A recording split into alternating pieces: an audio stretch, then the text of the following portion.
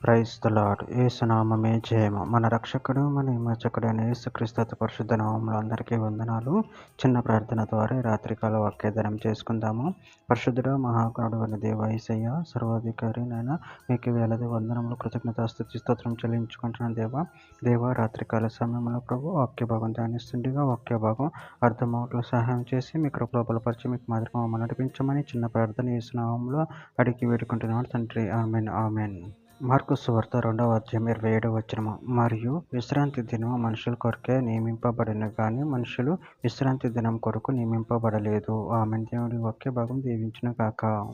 ప్రభునందు ప్రియులారా, ఇక్కడ వాక్య భాగంలో గమనించినట్లయితే, మరియు విశ్రాంతి దినము మనుషుల కొరకే నియమింపబడిన కానీ మనుషులు విశ్రాంతి దినము కొరకు నియమింపబడలేదు. అదేవిధంగా ఇక్కడ వాక్య భాగంలో గమనించినట్లయితే నిర్గమకాండం 23వ అధ్యాయం 12వ వచనంలో 6 దినములు నీ పనులు చేసి నీ ఎద్దును నీ గాడిదయు నీ దాసి కుమారుడును పరదేశియు విశ్రమించినట్లు 7వ దినమున ఊరుకొండవలెను. ద్వితీయోపదేశకాండం 5వ అధ్యాయం 14వ వచనంలో 7వ దినము నీ దేవుడైన యెహోవాకు విశ్రాంతి దినము. దానిలో నీవైనను నీ కుమారుడైనను నీ కుమార్తె అయినను నీ దాసుడైనను నీ దాసి అయినను నీ ఎద్దైనను నీ గాడిదైనను నీ పశువులలో ఏదైనను నీ ఇండ్లలోనున్న పరదేశినను ఏ పనియు చెయ్యకూడదు. ఎందుకంటే నీ వల్ల నీ దాసుడును నీ దాసియును విశ్రమింపవలెను. హెస్కేలు గ్రంథం 20వ అధ్యాయం 12వ వచనంలో మరియు యెహోవానగు నేనే వారిని పవిత్రపరచువాడని వారు తెలుసుకున్నట్లు నాకును వారికి మధ్య విశ్రాంతి దినములను వారికి సూచనగా నేను నియమించితిని.